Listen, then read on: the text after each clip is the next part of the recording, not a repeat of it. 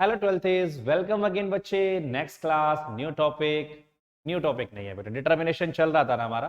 4 class हमने उसमें की थी और लास्ट जो हमारी क्लास में हुआ था it was working on multiplier, कि किस तरह से मल्टीप्लायर काम करता है, और एक पूरा टेबल हमने उसमें सारे राउंड के साथ समझा था, उसको क्लियर किया था। आज हम इस चैप्टर की बिल्कुल इनिशियल जो शुरुआत होती है उसके ऊपर बात करेंगे आपसे। एग्रीगेट डिमांड और एग्रीगेट सप्लाई कर्व के ऊपर, उसके ऊपर आपसे बात करेंगे एग्रीगेट डिमांड के बारे में। बेसिकली एडीएएस इतना इंपॉर्टेंट नहीं है, लेकिन इससे जुड़े हुए जो आगे के क्वेश्चंस हैं वो आपके लिए काफी इंपॉर्टेंट होने वाले हैं, तो हम उन क्वेश्चंस पे बेसिकली फोकस करने वाले। तो बच्चे, हम बात करने वाले हैं आपके साथ एग्रीगेट डिमांड। एग्रीगेट डिमांड क्या चीज है? ये डिमांड आप लोगों को याद है 11th क्लास में आप लोगों ने डिमांड पढ़ा था। Demand refers to the quantity of a commodity that a consumer is willing to buy at a particular price during a given period of time। किसी कॉमोडिटी की वो क्वांटिटी जो एक कंज्यूमर खरीदने के लिए तैयार है उसे हम डिमांड बोलते हैं ना। वो क्या थी? किसी पर्टिकुलर पर्सन की। अब मैं किसकी बात कर रहा हूं? एग्रीगेट डिमांड, मतलब पूरी इकोनॉमी की डिमांड। तो एग्रीगेट डिमांड मतलब it refers to it refers to total demand for goods and services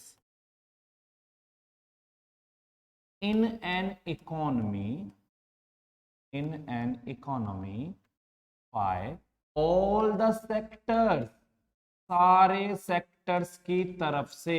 एक इकोनॉमी में जो भी टोटल डिमांड होती है उसे हम बोलते हैं एग्रीगेट डिमांड। सर कैसे पता चलता है? बेटा खर्चों से। It is measured by total expenditure. It is measured by total expenditure. आपको याद है आपने उसमें नेशनल इनकम में एक्सपेंडिचर मेथड पढ़ा था। मैं यहां पे देखो क्या लिख रहा हूं, AD equals to C plus G plus I plus X minus M. मैं कोशिश कर रहा हूं कि आपको शायद याद आ जाए। अगर आपको याद आया तो सुनो क्या था। सी हुआ करता था प्राइवेट फाइनल कंजम्पशन एक्सपेंडिचर, जी हुआ करता था government final consumption expenditure, I for gross domestic capital formation investment हुआ करता था, और एक्स माइनस एम होते थे नेट एक्सपोर्ट। तो यहां पर आपका सी क्या है? सी है आपकी demand for goods and services by house by household. तो मैं शॉर्ट में बोला करूंगा household consumption demand. Household consumption demand. ठीक है sir. G for government demand for goods and services. Government demand for goods and services.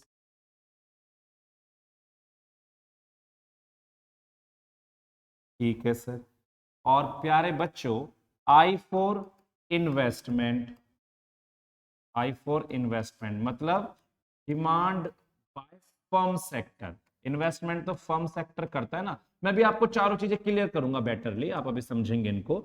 और x minus M आपको पता है नेट एक्सपोर्ट्स। ये क्या होता है? Net exports. ये क्या बताता है? डोमेस्टिक मतलब foreign demand for domestic goods and services. Foreign demand for domestic goods and services. आपको याद नहीं है क्या मैंने यहां पे जब ये बोला था कि बाय ऑल द सेक्टर्स, तो आपको याद होगा इकोनॉमी में 4 सेक्टर होते हैं। एक होता है हाउस होल्ड सेक्टर, तो हाउस होल्ड सेक्टर की डिमांड होती है सी, कंजम्पशन डिमांड। एक होता है गवर्नमेंट सेक्टर, गवर्नमेंट की डिमांड होती है जी, गवर्नमेंट डिमांड। एक होता है फर्म सेक्टर, फर्म करता है इन्वेस्टमेंट आई। और एक होता है rest of the world, rest of world को हम करते हैं नेट एक्सपोर्ट। तो इस तरीके से आपके सामने एग्रीगेट डिमांड के 4 कंपोनेंट होते हैं, सी जी आई एक्स माइनस एम। सी जी आई एक्स माइनस एम, 4 कंपोनेंट हमारे एडी के हैं बेटा। आप आगे ध्यान देंगे यहां पर। लेकिन केंज डिफाइंड एडी एज, केंज ने बोला भाई एडी तो दो ही चीजों से बनी है ना, सी प्लस आई से, तो केंज के अकॉर्डिंग एडी में सी प्लस आई है। कह रहा है देखो भाई, इंसान या तो डिमांड कंजम्पशन के लिए करता है, इंसान या तो डिमांड कंजम्पशन के लिए करता है, या इंसान डिमांड इन्वेस्टमेंट के लिए करता है। डिमांड दो ही तरह की है वास्तव में, या तो कोई उसे कंज्यूम करेगा या कोई डिमांड करेगा इन्वेस्टमेंट के लिए। तो for the sake of simplicity Keynes ने एग्रीगेट डिमांड के दो कंपोनेंट बताए हमें, एक बताया सी और एक बताया आई। ये बात ओके। आप इकोनॉमिक्स में बेटा हमेशा शॉर्ट रन कंसीडर करते हैं, आप इकोनॉमिक्स में हमेशा शॉर्ट रन कंसीडर करते हैं, क्योंकि लॉन्ग रन सिनेरियो हमारे 12th के सिलेबस में होता नहीं। ठीक है, तो अब जो मैं आपको समझाऊंगा आप उसमें बहुत अच्छे से ध्यान देंगे। मैं आपको डेरिवेशन ऑफ कर्व बता रहा हूं, आप समझ रहे हैं अभी, डेरिवेशन ऑफ एडी कर्व कैसा होता है आपका एग्रीगेट डिमांड, ध्यान से पढ़े। मैं स्केड्यूल के साथ में आपको बताऊंगा। मान लो ये आपकी इनकम 0, 100, 200, 300, 400, 500, जहां तक आपका मन करे ले सकते। ये आपका एक हमने लिया, चलो आई लेते हैं पहले, आई इन्वेस्टमेंट। अगर ये हमारा 100 है तो हमेशा 100 ही, क्योंकि शॉर्ट रन में केंज के अकॉर्डिंग हमारे पास इतना इनफ टाइम नहीं होता कि हम इन्वेस्टमेंट रिलेटेड डिसीजन ले सकें। तो शॉर्ट रन में इन्वेस्टमेंट हमेशा कांस्टेंट मानी जाती है। और एक हम ले लेते हैं सी, तो हमने सी यहाँ पर 50 ले लिया, यहाँ 100 ले लिया, यहाँ 150 ले लिया, 200, 250, 300, मतलब बहुत मुश्किल डाटा नहीं लिया मैंने। इनकम में 100 का डिफरेंस लिया, एक कांस्टेंट ले लिया, और इसमें मैंने 50 के डिफरेंसेस को बना दिया। और जीरो इनकम पर भी मैंने कुछ कंजम्पशन रखा है, ऑटोनोमस कंजम्पशन, आपको याद होगा। ठीक है बेटा। अब एडी, आपको पता है एडी सी प्लस आई होता, तो यहां पर 150 हो गया, यहां पर 200 हो गया, यहां पर 250 हो गया, यहां पर 300 हो गया, यहाँ 350 हो गया, और यहाँ 400। अब मैं इसे एक फिगर पर प्लॉट करने वाला हूं, आप चेक करें। ये इनकम है, यहां पर, यहां हम क्या दिखाते हैं, इनकम। तो 200, 300, 400, 500, ठीक है बेटा। और इसे हम बना लेते हैं 50, 50, 50, 100, 150, 200, 250, 300, 350, 400, ठीक है जी। अब हम इस पे इसको ड्रॉ कर रहे हैं, ध्यान से समझने की कोशिश करेंगे आप। जीरो इनकम पर आई 100 है, तो आई 100 है, 0 पर भी, 1 पर भी, 2 पर भी, 3 पर भी, 4 पर भी, 5th। तो इन्वेस्टमेंट कर्व जो होता है वो इस तरह से कांस्टेंट होता है, पैरेलल टू एक्स एक्स, कोई दिक्कत वाली बात नहीं है। अब मैं बनाऊंगा सी कंजम्पशन, 0 पर 50, 0 पर 50, फिर 100 पर 100, 100 पर 100, फिर 200 पर 150, फिर 300 पर 200, फिर उसके बाद 250 और 300। आप इसका कर्व कुछ ऐसे जाएगा। ये आपका सी है कंजम्पशन कर्व। आपको पता है ये यहां से स्टार्ट क्यों हुआ, आप जानते हैं ना, क्योंकि जीरो इनकम पर भी कंजम्पशन होते हैं, इसलिए किसी पॉइंट पर स्टार्ट होगा एक्स एक्सिस से। ये जीरो से स्टार्ट कभी नहीं होगा, ओरिजिन से कभी भी नहीं चलेगा। ये बात आपको समझ में आती है। अब एडी 0 पर 150, 100 पर 200, फिर 250, फिर 300, फिर 350, फिर 400। तो ये जाएगा आपका एडी एग्रीगेट डिमांड, जो कि सी प्लस आई होता है, जो कि सी प्लस आई होता है। ये बिल्कुल सेम जाते हैं, बिल्कुल सेम, क्योंकि देखो आई तो कांस्टेंट है, सी को बदलने वाला, सी जो बदलता है तो सी एडी को बदलता है, अगर सी नहीं बदलता तो एडी नहीं बदलता। तो सी का जो स्लोप है सेम स्लोप एडी का होना चाहिए। और जो यहाँ पे डिफरेंस आपको नजर आ रहा है इनके बीच का, जो डिफरेंस आपको नजर आ रहा है, ये वाला डिफरेंस, ये इक्वली चलेगा, क्योंकि इनके दोनों का डिफरेंस आपको पता है ना, इन्वेस्टमेंट है। इनके दोनों का डिफरेंस क्या है? इन्वेस्टमेंट है, और इन्वेस्टमेंट कांस्टेंट है। इन्वेस्टमेंट क्या है? कांस्टेंट है, तो वो हमेशा ऐसे ही चलेगा। ठीक है, ये लिखना नहीं है बीच में, मैंने सिर्फ आपको समझाया है। तो अब आपको ये पता चल गया कि एडी कर्व कैसा होता है। आपने ये देख लिया कि एडी कर्व आपका कैसा होता है। तो दैट इज एग्रीगेट डिमांड। ठीक है बच्चे, अब बात कर लेते हैं छोटे से में यहां पर, क्योंकि मैं इसके साथ तो बहुत ज्यादा बात अभी नहीं करने वाला हूं एग्रीगेट सप्लाई कर्व के साथ में। तो बात कर रहे हैं एएस। एएस होता है aggregate supply.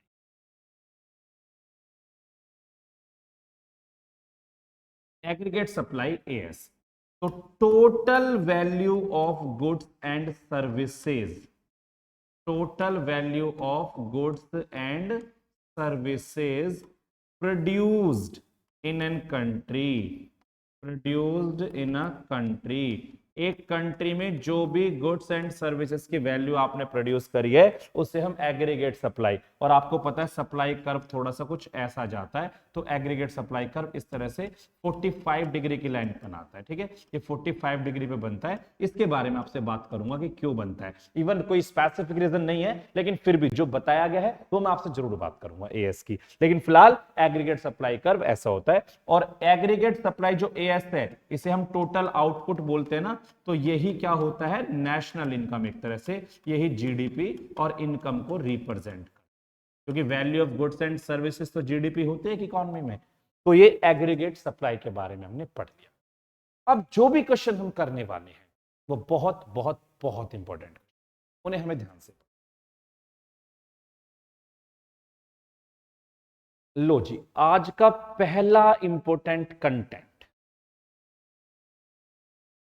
Derivation of saving curve from consumption. Consumption curve से सेविंग कर्व किस तरह से बनाया जाता है? बहुत इंपॉर्टेंट क्वेश्चन, आप इधर ध्यान। ये हमने कहीं ना कहीं पढ़ा है वाई। वाई मतलब इनकम, वाई मतलब इनकम। और ये हमने कहीं ना कहीं पढ़ा है कंजम्पशन सी कर्व। कंजम्पशन क्या है? C curve. और इसका नाम मैंने यहां पर अगर मैं रख दूं ऑटोनोमस कंजम्पशन, क्योंकि आपको भी पता है कंजम्पशन जीरो से शुरू होता नहीं है, कंजम्पशन कभी जीरो से शुरू नहीं होता। तो ये कंजम्पशन कर्व है, ये इनकम है और ये कंजम्पशन है। अगर आप यहां पर इस पॉइंट को देख पा रहे हैं, अगर आप यहां पर इस पॉइंट को देख पा रहे हैं, तो यहां पर वाई सी को काट रहा है, यहां पर वाई सी को इंटरसेक्ट कर रहा है। इसका मतलब इस पॉइंट पर सी और वाई दोनों इक्वल है। इस पॉइंट पर सी और वाई दोनों इक्वल है, तो यहां पर एपीसी 1 होता है। यहां पर एपीसी क्या होता है? 1। आपको बता दूं मैं कि एपीसी जो होता था वो सी अपॉन वाई था, और अगर दोनों इक्वल है तो एपीसी 1 होगा। इस पॉइंट का नाम ब्रेक इवन पॉइंट है। क्या नाम है इस पॉइंट का? Break even point. तो ब्रेक इवन पॉइंट पर एपीसी 1 होता है। एक बात आपको समझ में आनी चाहिए। दूसरी बात पर आप फोकस करो। अब इस पॉइंट से पहले पहले देखो, इस पॉइंट से पहले पहले आप नजर मारो, ये सी ऊपर है और वाई नीचे है, यानी कंजम्पशन ज्यादा है और इनकम कम है। जब तक कंजम्पशन इनकम से ज्यादा रहेगा, जब तक कंजम्पशन इनकम से ज्यादा रहेगा, तब तक सेविंग नेगेटिव होंगी, तब तक सेविंग नेगेटिव होंगी। तो अगर आप यहां पर नजर लगा दो इस पॉइंट पर, इसका नाम मैंने ई रख दिया, तो ई पॉइंट से पहले पहले कंजम्पशन ज्यादा है, तो उतने में आपको सेविंग को नेगेटिव रखना है। तो देखो मैंने सेविंग को नेगेटिव लिया। इसके जस्ट बाद में अगर आपको नजर आ रहा हो, इसके जस्ट बाद में, तो इनकम ज्यादा हो गई, कंजम्पशन कम हो गया। अगर इनकम ज्यादा हो गई, कंजम्पशन कम हो गया, तो सेविंग पॉजिटिव वैल्यू में पहुंच जाएगा। तो सेविंग देखो पॉजिटिव हो गया, तो ये आपका सेविंग कर्व है। इसका नाम मैंने यहां पे रख दिया वाई, और यहां मैंने इनकम को दिखाया, इनकम या आउटपुट, और यहां मैंने दिखाया है कंजम्पशन को,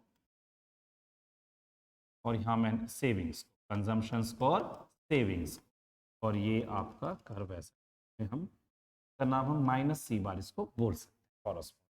ठीक है जी। ये जो एरिया आपको नजर आ रहा है, ये वाला एरिया, इस एरिया का नाम है डिस सेविंग्स। क्या नाम है इसका? डिस सेविंग्स, या इन्हीं को हम बोलते हैं नेगेटिव सेविंग। तो कोई बहुत मुश्किल नहीं है फिगर ड्रॉ करना, फिगर आप आराम से ड्रॉ कर सकते हैं, इवन इसके स्टेप भी कोई मुश्किल नहीं है। अब आप स्टेप पे फोकस करेंगे मेरे साथ। पहला step,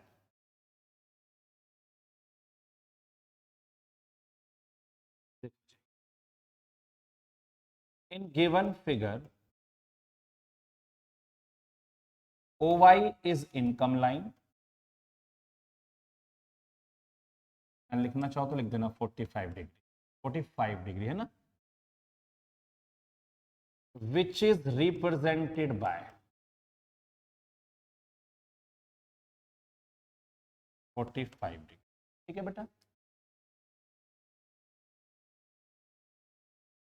C bar C is the consumption.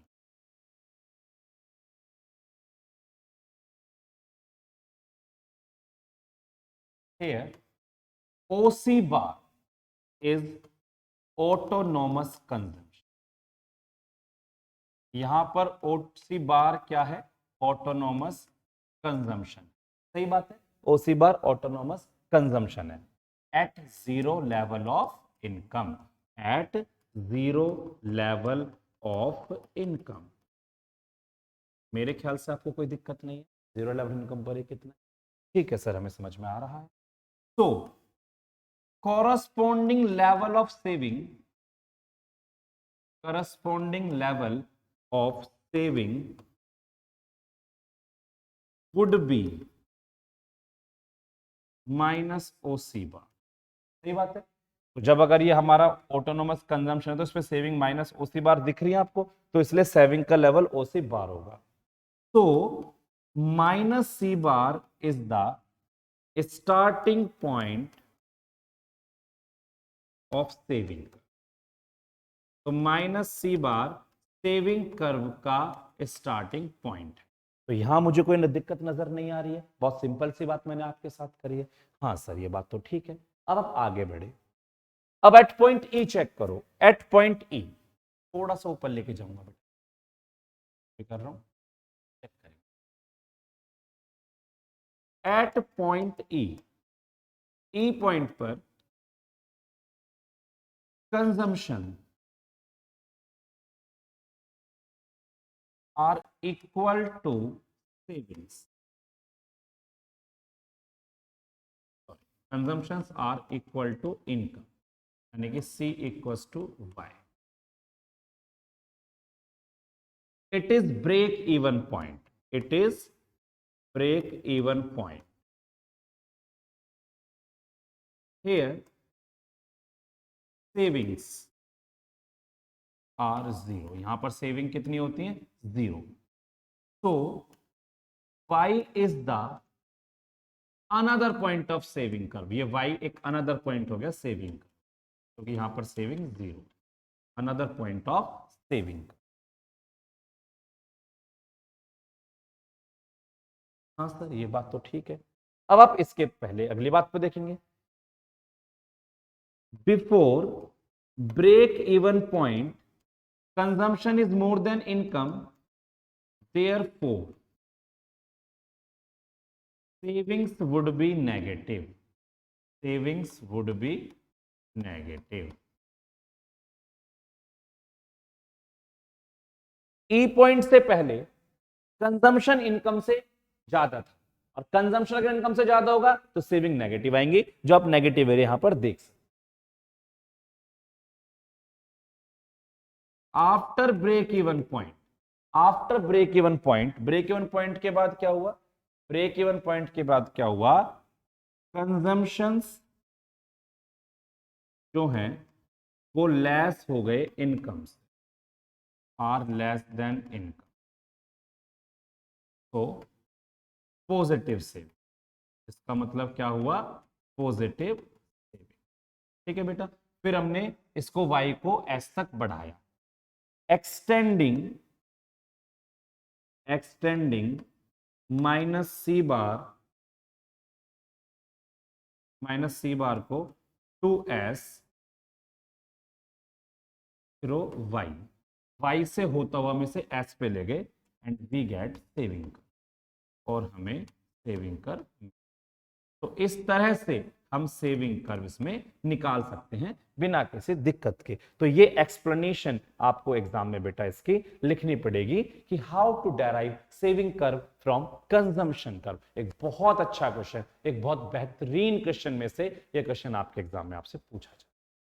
कोई दिक्कत नहीं है, कोई टेंशन होनी भी नहीं चाहिए बेटा। मैंने दो कॉन्सेप्ट पे बहुत छोटी सी वीडियो बनाई थी कि आप दो कॉन्सेप्ट्स में चेक करेंगे और इनको समझेंगे। अगली वीडियो जो मेरी आएगी वो एडीएएस अप्रोच और सेविंग एंड इन्वेस्टमेंट अप्रोच के साथ में आएगी। उसमें भी हम दो क्वेश्चंस लेके आएंगे। तब तक के लिए टेक केयर, बाय बाय।